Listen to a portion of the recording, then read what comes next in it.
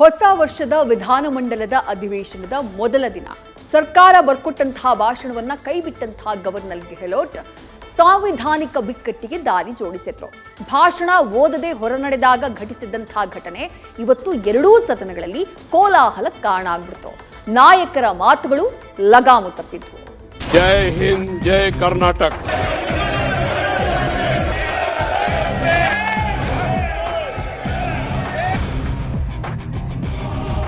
ಕರ್ನಾಟಕದ ಚರಿತ್ರೆಯಲ್ಲಿ ಇದು ಅಪರೂಪ. ಅಧಿವೇಶನದ ವಿದ್ಯಮಾನ ಆ ದಿನಗಳ ಕದನಕ್ಕೆ ನಾಂದಿ ಹಾಡಿದೆ. ಪರಿಷತ್ನಲ್ಲಿ ಹಿರಿಯ ಸಂಸದೀಯ ಪಟು ಹರಿಪ್ರಸಾದ್ ವಿಚಾರ ಗದ್ದಲ ಎಬ್ಬಿಸಿದೆ.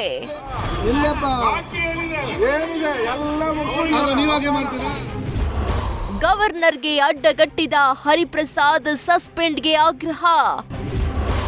ಸದನಗಳಲ್ಲಿ ಕೇಸರಿ ಕೋಲಾಹಲ, ಪಂಚ್ ಕೊಟ್ಟ ಕಾಂಗ್ರೆಸ್.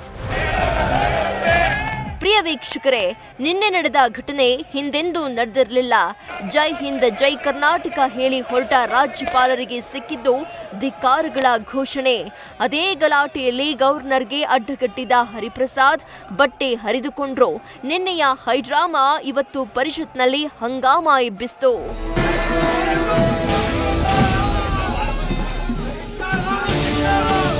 ಅಧಿವೇಶನ ಆರಂಭ ಆಗ್ತಾ ಇದ್ದಂತೆ ರಾಜ್ಯಪಾಲರೊಂದಿಗೆ ಅಶಿಸ್ತಿನ ವರ್ತನೆ ತೋರಿದ ಹರಿಪ್ರಸಾದ್ರನ್ನ ಸದನದಿಂದ ವಜಾಗೊಳಿಸುವಂತೆ ಬಿಜೆಪಿ ಸದಸ್ಯರು ಘೋಷಣೆ ಕೂಗಿದ್ರು. ಗೂಂಡಾಗಿರಿಯನ್ನ ಸಹಿಸುವುದಿಲ್ಲ, ರಾಜ್ಯಪಾಲರನ್ನ ಅವಮಾನಿಸಿದ ಹರಿಪ್ರಸಾದ್ ವಜಾ ಮಾಡಿ ಅಂತ ಸಭಾಪತಿಗಳನ್ನ ಒತ್ತಾಯಿಸಿ ಒಕ್ಕರಳಿಂದ ಘೋಷಣೆ ಕೂಗಿದ್ರು.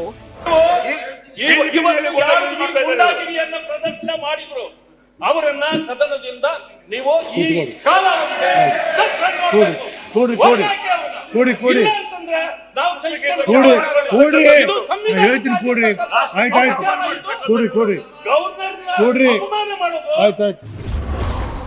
ಈ ಲಫಂಗಗಳಿಂದ ಪಾಠ ಕಲಿಯುವುದು ಬೇಕಾಗಿಲ್ಲ. ಹರಿಪ್ರಸಾದ್ ಹರಿತ ಪದ ಪುಂಜಕ್ಕೆ ಕೆರಳಿದ ಕಮಲ.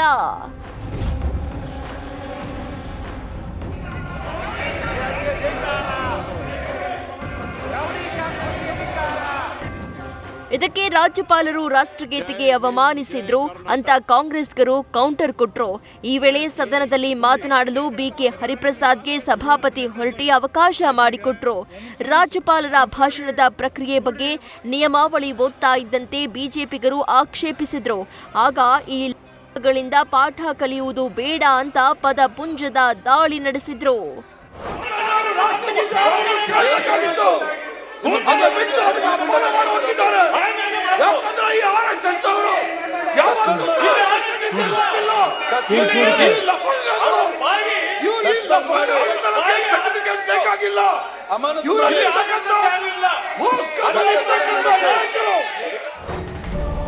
ಈ ಪದ ಬಳಕೆ ಬಿಜೆಪಿ ಸದಸ್ಯರನ್ನ ಮತ್ತಷ್ಟು ಕೆರಳಿಸಿತು.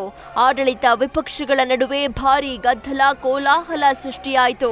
ಹರಿಪ್ರಸಾದ್ ಎತ್ತಿದ ಪಾಯಿಂಟ್ ಆಫ್ ಆರ್ಡರ್ ಅನ್ನ ಸಭಾಪತಿ ಹೊರಟಿ ತಿರಸ್ಕರಿಸಿ ಸದನವನ್ನ 10 ನಿಮಿಷಗಳ ಕಾಲ ಮುಂದೂಡಿದ್ರು.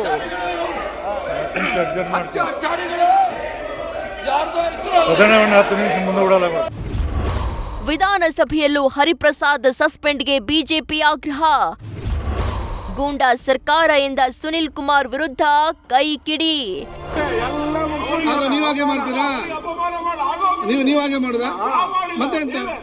ವಿಧಾನ ಪರಿಷತ್ ಮಾತ್ರವಲ್ಲ, ವಿಧಾನಸಭೆಯಲ್ಲೂ ಹರಿಪ್ರಸಾದ್ ವಿಚಾರ ಪ್ರತಿಧ್ವನಿಸಿತು. ವಿಪಕ್ಷ ನಾಯಕ ಅಶೋಕ್ ಅಪಮಾನ ಮಾಡಿದವರೆಲ್ಲರ ವಿರುದ್ಧ ಕ್ರಮ ಆಗಬೇಕು ಅಂತ ಆಗ್ರಹಿಸಿದ್ರು. ಬಿಜೆಪಿ ಹಿರಿಯ ಶಾಸಕ ಸುರೇಶ್ ಕುಮಾರ್ ನಾಮಪದ ಕ್ರಿಯಾಪದ ವ್ಯಾಕರಣ ಮಾಡಿದ್ರೆ, ಶಾಸಕ ಸುನೀಲ್ ಕುಮಾರ್ ಬಳಸಿದ ಗೂಂಡಾ ಸರ್ಕಾರದ ಪದ ತೀವ್ರ ಗಲಾಟೆ ಎಬ್ಬಿಸಿತು. ನಾಳೆ ಬೇರೆ ಯಾರಾದ್ರೂ ಗವರ್ನರ್ ಹಿಂಗ್ ಬಂದು ಹೋದಾಗ ಗವರ್ನರ್ ಇವತ್ತೇ ಹಿಂಗೆ ತಳ್ಳಾಡಿದ್ದಾರೆ, ನಾಳೆ ಗವರ್ನರ್ಗೆ ಹಲ್ಲೆ ಮಾಡಿದ್ರೆ ಏನ್ ಮಾಡ್ತೀರಾ? ಹಲ್ಲೆ ಮಾಡಿದ್ರೆ ಏನ್ ಮಾಡ್ತೀರಾ ಹೇಳಿ? ಗವರ್ನರ್ಗೆ ಆಗಿರತಕ್ಕಂತ ಅಪಮಾನ ಯಾರ್ಯಾರು ಮಾಡಿದ್ದಾರೆ ಅವ್ರ ಮೇಲೆಲ್ಲ ಅವ್ರನ್ನ ಕ್ರಮ. ಅಕಸ್ಮಾತ್ ಆ ನೂಕ ನಿರ್ಧಾರದಲ್ಲಿ ರಾಜ್ಯಪಾಲರದು ಅವ್ರು ಬರುವಾಗ್ಲೇ ಅವ್ರದ್ದು ಆರೋಗ್ಯ ನಾವು ನೋಡ್ತಾ ಇದೆ, ಬಿದ್ದೋಗ್ಬಿಟ್ಟಿದ್ರೆ ಅವ್ರ ಮೇಲೆ ಬಿದ್ದಿದ್ರೆ ಏನಾಗ್ತಾ ಇತ್ತು ನಮ್ಮ ಸದನ ಸ್ಥಿತಿ? ಅಲ್ಲ, ನೀವು ಒಂದ್ ಸೆಕೆಂಡ್, ಕಾನೂನು ಸಚಿವರನ್ನು ಸೇರಿಸಿಕೊಂಡಂತೆ ಆ ಎಲ್ಲ ಸದಸ್ಯರನ್ನ ಸಸ್ಪೆಂಡ್ ಮಾಡ್ಬೇಕು ನೀವು. ಅವಾಗ ಈ ಸದನದ ಗೌರವ ಎತ್ತಿಡಿದಂಗಾಗುತ್ತೆ. ಇಲ್ಲಾಂದ್ರೆ ಇನ್ನ ರಾಜ್ಯಪಾಲರು ಭಾಷಣ ಮಾಡ್ಲಿಕ್ಕೆ ಬರ್ಬೇಕಾದ್ರೆ ಇನ್ನ ಯಾವ ಧೈರ್ಯದಲ್ಲಿ ಬರ್ತಾರೆ? ಸದನದ ಒಳಗೆ ಸದಸ್ಯರ ಗೌರವ ಬಿಡಿ, ರಾಜ್ಯಪಾಲರ ಗೌರವವನ್ನೇ ರಕ್ಷಣೆ ಮಾಡ್ಲಿಲ್ಲ. ರಾಜ್ಯಪಾಲರಿಗೆ ರಕ್ಷಣೆ ಕೊಡದಲ್ಲೇ ಇರುವಂತ ಪರಿಸ್ಥಿತಿಯನ್ನ ಈ ಗೂಂಡಾ ಸರ್ಕಾರ ನಿರ್ಮಾಣ ಮಾಡಿಕೊಡ್ತು. ನೋಡಿ, 7 ತಿಂಗಳಿಗೆ ಹುಟ್ಟಿದ್ದೀರಾ ದಾರಿ ತಪ್ಪಿದ ಸುರೇಶ್ ಕುಮಾರ್. ಹಿರಿತನ ಮರೆತು ಜಾರಿದ ಮಾತಿಗೆ ಮಾತಿನ ಪೆಟ್ಟು ತಿಂದ ನಾಯಕ. ಅಲ್ಲಲ್ಲ 7 ತಿಂಗಳು ಹುಡ್ದವ್ರೆಲ್ಲ ಹಿಂಗೇನೆ. ಕೇವಲ ಇಷ್ಟಕ್ಕೆ ನಿಲ್ಲದ ಈ ಮಾತಿನ ಸಮರ ಸಚಿವ ಬೈರತಿ ಸುರೇಶ್ ಕುರಿತಾಗಿ ಬದಲಾಗಿ 7 ತಿಂಗಳಿಗೆ ಹುಟ್ಟಿದ್ದೀರಾ ಅಂತ ಕೇಳಿದ ಬಿಜೆಪಿ ಸದಸ್ಯ ಸುರೇಶ್ ಕುಮಾರ್ ಮಾತು ಕೋಲಾಹಲಕ್ಕೆ ಕಾರಣ ಆಯಿತು. ಕೆರಳಿದ ಬೈರತಿ ಸುರೇಶ್, ಪ್ರಿಯಾಂಕ್ ಖರ್ಗೆ, ಕಾಂಗ್ರೆಸ್ ಸದಸ್ಯರು ಮುಗಿಬಿದ್ರು. ಸಿಎಂ ಮಧ್ಯ ಪ್ರವೇಶ ಮಾಡಿ ಆ ಪದವನ್ನ ಕಡತದಿಂದ ತೆಗೆಯುವಂತೆ ಸ್ಪೀಕರ್ಗೆ ಮನವಿ ಮಾಡಿದ್ರು. ಅಲ್ಲಲ್ಲ 7 ತಿಂಗಳು ಹುಡ್ದವ್ರೆಲ್ಲ ಹಿಂಗೇನೆ. 9 ತಿಂಗಳು ಹುಟ್ಟಿದ್ರೆ ಸರಿ ಹೋಗುತ್ತೆ. ಸುಮ್ಮನೆ ಆಯ್ತು. ಈಗ ಬಡ್ಜೆಟ್ ಭಾಷಣದಲ್ಲಿ ಬಡ್ಜೆಟ್ ಭಾಷಣ ಅವ್ರದ್ದು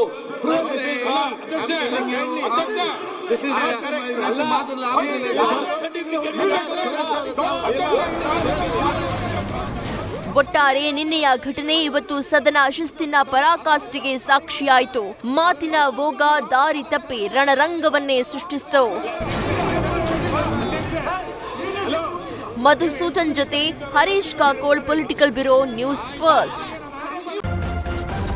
ನ್ಯೂಸ್ ಫಸ್ಟ್ ನಿರ್ಭೀತಿಯಿಂದ ನಿಮ್ಮ ಪರವಾಗಿ.